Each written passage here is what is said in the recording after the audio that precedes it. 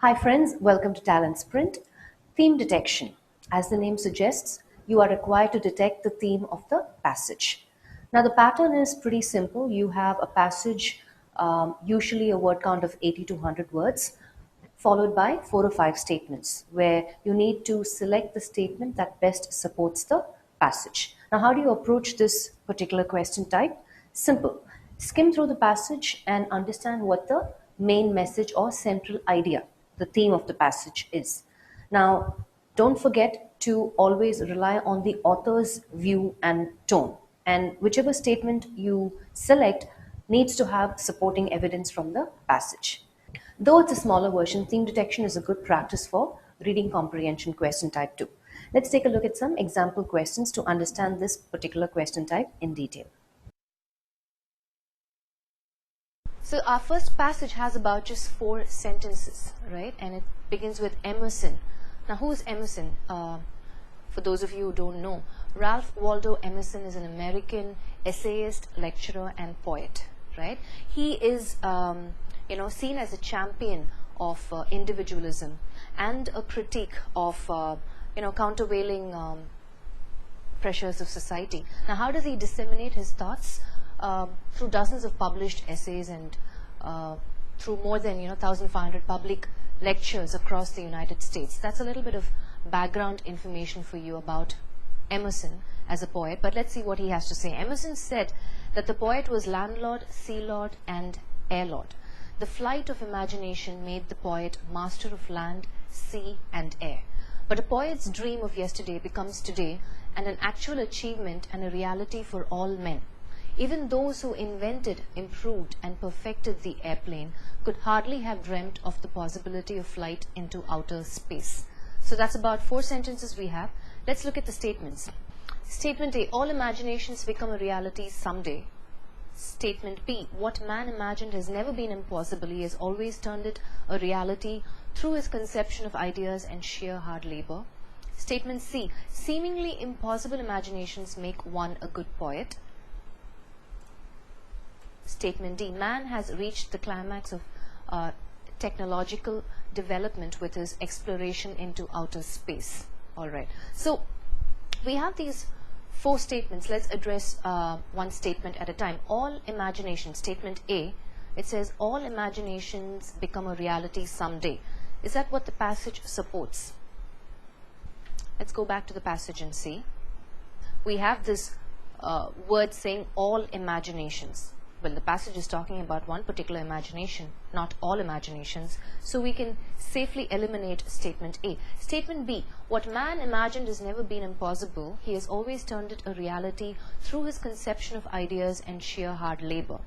Now, if we look at the passage, that's exactly what it supports. Right? Because it says the flight of imagination, second line, the flight of imagination made the poet master of land, sea and air, but a poet's dream of yesterday becomes today an actual achievement and a reality for all men. Even those who invented, improved and perfected the airplane could hardly have dreamt of the possibility of flight into outer space. So the second statement, the second, third and fourth line kind of strongly support that, but let's look at third statement. Seemingly impossible imaginations make one a good poet. No, the reference that the passage is making is not about what constitutes a good poet. So again, we can safely eliminate option C. Option D, man has reached the climax of technological development with his exploration into outer space. Again, the passage does not support that because, he hasn't reached the climax of his technological development. We know that. So we can go ahead and safely say that statement B is what the passage supports. There is an example given in the passage and we know that that's the statement that the passage supports. So for the first theme detection passage, the answer choice is statement B. The school has always been the most important means of transferring the wealth of tradition from one generation to the next. This applies today in an even higher degree than in former times, for through the modern development of economy, the family as bearer of tradition and education has become weakened. Now let's look at our statements. This passage best supports the statement that for transferring the wealth of tradition from one generation to the next. What are my options? Statement A, there are means other than the school. Statement B, several different sources must be tried. Option C, economic development plays a crucial role. Option D, modern technology must be put to use. Option E, family as ever is the most potent means. Potent again meaning powerful, just in case there was a vocabulary hindering your understanding, right? So we have these 5 statements and we need to see which supports. But thankfully, there is a context. It says, what does the passage support? For transferring the wealth of tradition from one generation to the next, which is the one that we're looking at. That's what we need to look at. Let's fall back on the passage. It says, the first line says, the school has always been the most important means of transferring the wealth of tradition from one generation to the next. So we understand that even in the subsequent sentences, there is nothing else that the passage is strongly supporting in terms of transferring the wealth of tradition from one generation to the other. So statement A doesn't hold good, right? In terms of the passage, there are means other than the school. No, that's not what the passage is supporting. B, several different sources must be tried. We don't have any proof or evidence from the passage supporting that. C, economic development plays a crucial role. Well, let's go back to the passage and see. It says in the second line, this applies today in an even higher degree than in former times, for through the modern development of economy. What applies today? Transferring the wealth of tradition from one generation to the next is more even today. Through what? Modern development of economy. So for me, the second line is strongly supporting option C. Economic development plays a crucial role. But let's fall back on the next 2 options and see if that also fits the bill. Modern technology must be put to use. There is no reference made in the passage to support that. E, family as ever is the most potent means. We know that's not the fact, because if you look at the last line of the passage, it says the family as bearer of tradition and education has become weakened. So we understand that out of the given 5 options, option C, economic development plays a crucial role, because both the first and the second line. The first line brings in the background, as in the laying the foundation, and then the second line kind of strongly supports option or statement C. So for the second passage, theme detection, our answer option is option C. Economic development plays a crucial role. So this passage best supports the statement that for transferring the wealth of tradition from one generation to the next, economic development plays a crucial role. To forgive an injury is often considered to be a sign of weakness. It is really a sign of strength. It is easy to allow oneself to be carried away by resentment and hate into an act of vengeance, but it takes a strong character to restrain those natural passions. The man who forgives an injury proves himself to be the superior of the man who wronged himself and puts the wrongdoer to shame. So let's look at the statements that we have. So the passage best supports which of these 5 statements? Statement A, the sufferer alone knows the intensity of his sufferings. Statement B, natural passions are difficult to suppress. Statement C, people tend to forgive the things happened in the past. Statement D, mercy is the noblest form of revenge.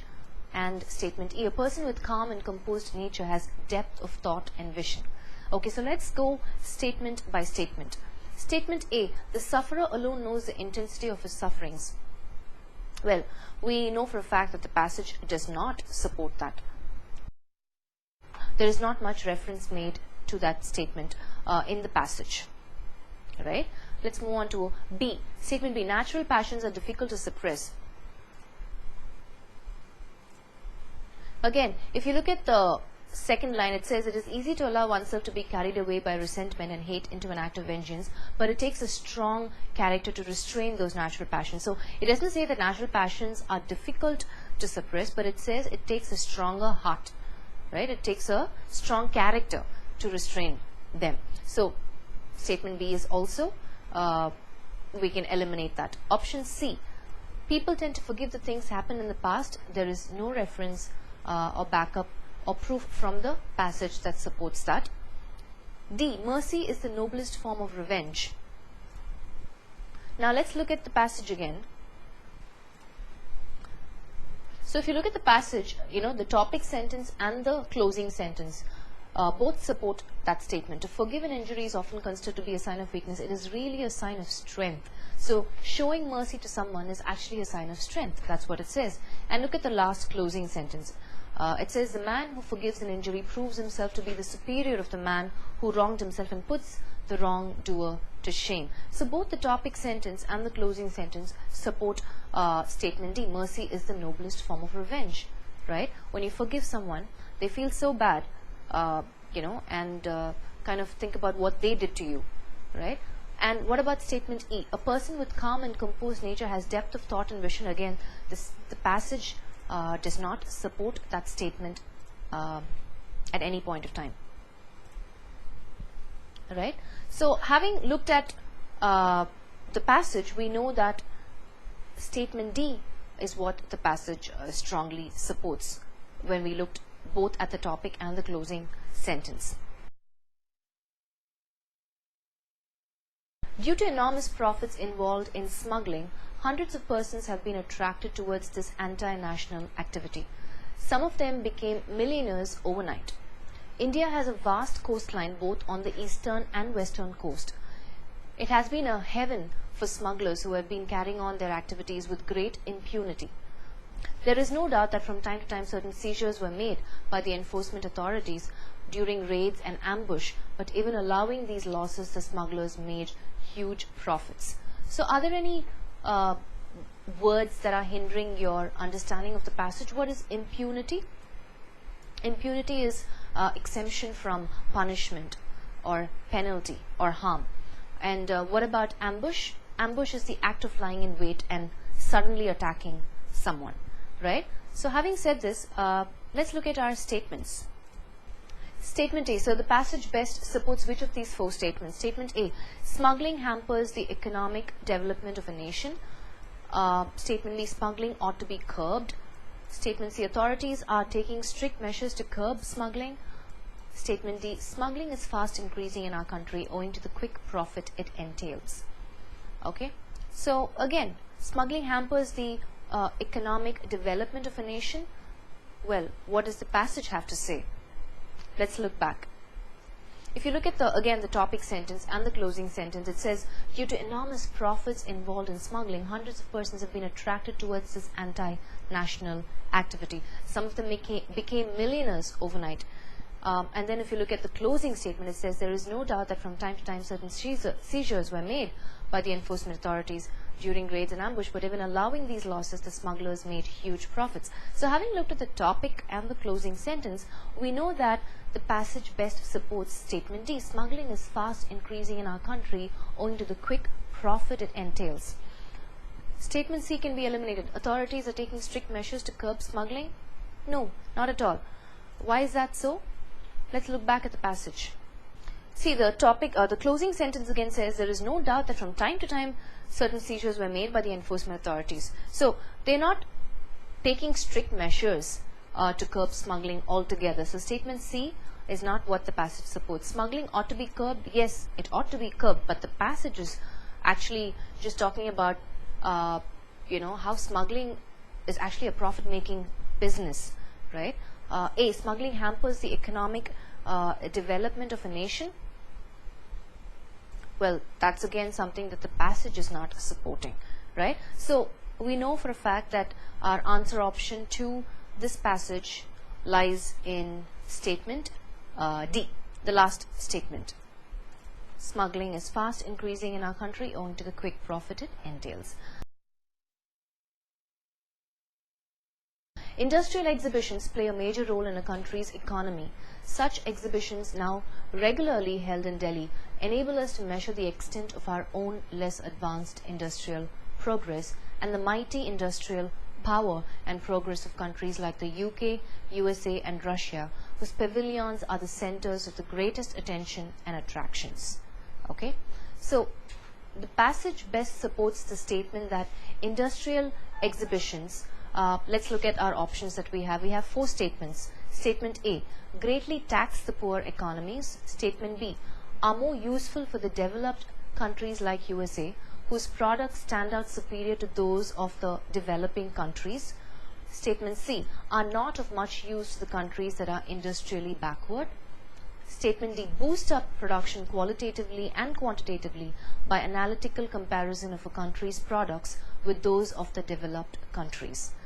Okay, so let's go statement by statement. Statement A, the industrial exhibitions greatly tax the poor economies. No, that's not what the passage supports. Statement B, are more useful for the developed countries like USA, whose products stand out superior to those of the developing countries. Again, we don't have to look at this statement as the passage supporting it, because we have proof from the passage that says such exhibitions now regularly held in Delhi enable us to measure. So it's happening here as well. So it's not just for the developed countries or more useful for the developed countries. Option C, are not of much use to the countries that are industrially backward. That is again incorrect, because it proves beneficial for us to compare with developed countries like USA and UK, right? So having looked at the passage, we understand that statement D is what the passage best supports. It boosts up production qualitatively and quantitatively by analytical comparison of a country's products with those of the developed countries. And where is the proof from the passage? Right here. It says, enable us to measure the extent of our own less advanced industrial progress and the mighty industrial power and progress of countries like the UK, USA and Russia. So basically it gives us a platform to kind of compare, right? That's what it says, both qualitatively and quantitatively. So statement D is what the passage best supports.